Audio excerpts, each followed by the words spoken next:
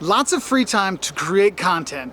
Yeah, that is something that most content creators don't always have, because if you're like me, you have a day job and you create content. Or maybe you're a student who has to study and do homework projects and study for exams and content create. And so what I want to do is give you some tips to kind of like the best ways to optimize creating quality content when you have a busy schedule, okay? And one of the things that I do is what we call batch content creation. I'm sure you've heard this from other people, but literally, like, I'm here in Nancy, France. And so since I'm here in Nancy, I was like, okay, what all can I create in my 3-day trip here? Okay, well, I can do the eats of Nancy, the don'ts of visiting Nancy, but also I could do France videos here too. So I started making, the don'ts of going to France and things you wish you knew before you came to France and what you should eat when you're in France. I got like 5 or 6 really good ideas that I can film in one go. And think about it, if you're putting out 1 video a week, I'm here for a weekend in Nancy.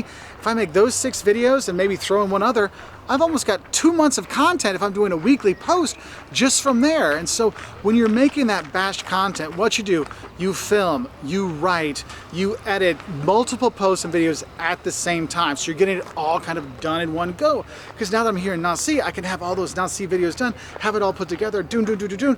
Next thing you know, I have this weekend here, I spend Monday and Tuesday making those 8 videos edited, and I got the next 2 months that I can focus on my job. Because you know what? We're getting near the end of the semester, so I know the next few weeks I'll be grading projects, I'm be putting grades in, getting all those emails from students saying, oh, could you give me more points so I can get a better grade? Yeah, so you can hear them behind me, right? And so that's one of those things. You gotta plan around when you're gonna be busy and do that batch content creation, okay? Now, when you're doing that content, or you're doing that batch content, another thing that's really important is looking at the kind of content you're gonna make. If you make evergreen content, this is content you can use any time of the year. So for example, I'm just making videos on the don'ts of visiting Nancy. I'm not saying, oh, when you come to Nancy in the summer, or the best things to do at Christmas time at Nancy, because that limits when I can upload it. By doing a general, the don'ts of France, what you should know before you come to France, that can be released any time of the year. So I can actually save up that batch content for when I am busy later, okay? So you want to kind of think about these things. Because if you have content like when I'm making these videos like this, like, hey, about educating people, about how doing social media, some things can wait. Some things are more right now. And so if you have a nice balance of that, and you do more, actually, if you do more of those evergreen ones, it saves you for those days when you're like, I just can't make content, I don't have time, my dad is sick, my kid is sick, I got this homework project, my boss is on my butt, I got to get all this work done. You have that kind of in your pocket, you can pull out and use. So that evergreen content, because it's evergreen, it always looks like it's new, is going to be very helpful for that batch content creation. So think about that. Now, after batch content creation, another thing I do is actually I have a content calendar. Like literally, if you go on my computer at home, it'll literally show you my Wolters World Travel videos for the next 3 months. Literally, they're already lined up, what's there, what's already uploaded, what I need to film, these kind of things. And it makes it easier for me to know, it's like, hey, what do I need to do? What's missing? And also it shows me, look, you've got 3 months of content already uploaded, so you don't have to worry. So if you get busy, you have that kind of, cushion to kind of give yourself a little bit more time. That can be something that can be very helpful.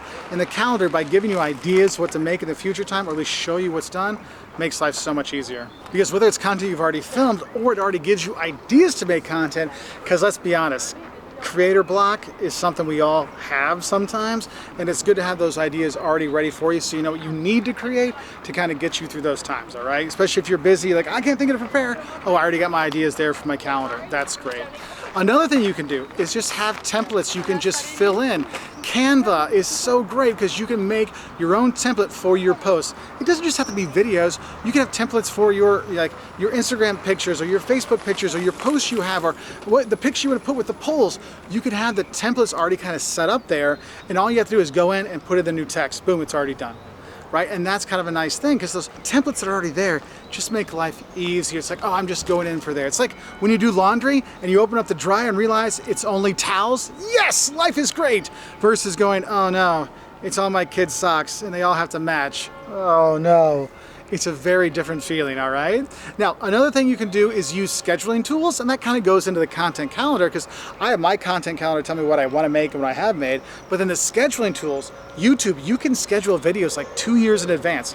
On Facebook and Instagram, you can schedule up to 28 days in advance. Twitter, LinkedIn, you can schedule things in the future. So if I know that, hey, I'm going to be gone for the next 2 weeks traveling, I don't know if I'm going to have good enough internet to upload all these videos, I can have everything already uploaded so while I'm gone, I don't have to worry about it. So it looks like I'm posting all the time. For example, my Wolters World Instagram account right now is literally posting all these I'm a tourist in Chile videos, but I uploaded them 2 weeks ago before I left on my trip, so I didn't have to worry about it. So that can help you with those busy times, to have it planned and already scheduled and uploaded and out of your hair. Because you never want to be at a party going, oh no, I gotta get home and upload this video before midnight because I upload every Saturday and it's now Saturday at 11 p.m. No, you don't want to miss the party for that. Now, another thing I recommend you do is document your process. Like, how did you make that video? The reason why I do that is because sometimes, again, going to that creator's block, you're not sure what you should do. And if you document your process, like for me, whenever I make a travel video on what to know before you go to a country, I always have a little thing written out: accommodation, transportation, food, people, culture. Right? Therefore I know, oh, I've got to fill out those 5 things. It makes it so much easier than trying to reinvent the wheel. Look, you already have a good idea. You already have a good process. Do that again. That's going to be very easy for you. And also, if you bring more of your family into making videos, or you start making a bigger business, or you have editors that are going to help you, having your process kind of set up makes it easier for them to understand how your content is made, so they can help you make better content and do it how you do it so that it seems like you. So that's very helpful as well. And then I just want to reinforce this one. Really focus on making evergreen content, because if you make that evergreen content that is always seemed like it's going to be relevant, it's relevant all year round, it means you can post it all year round.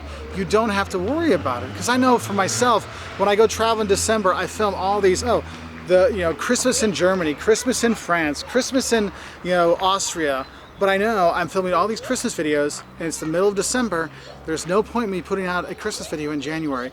I have to wait to post those a year later, and it can be a bit sad. That's why I like making videos like this that I can post anytime, because I can film it anywhere and do anything with it and post it anywhere at any time, and it's going to be fine because people are going to find it relevant all year round, all right? So I hope these tips can help you kind of optimize your busy schedule so you can have that day job, you can do good in school, and also create content that you can share with the world. Anyway, I wish you all the best. I'll say au revoir from here in Nancy, France.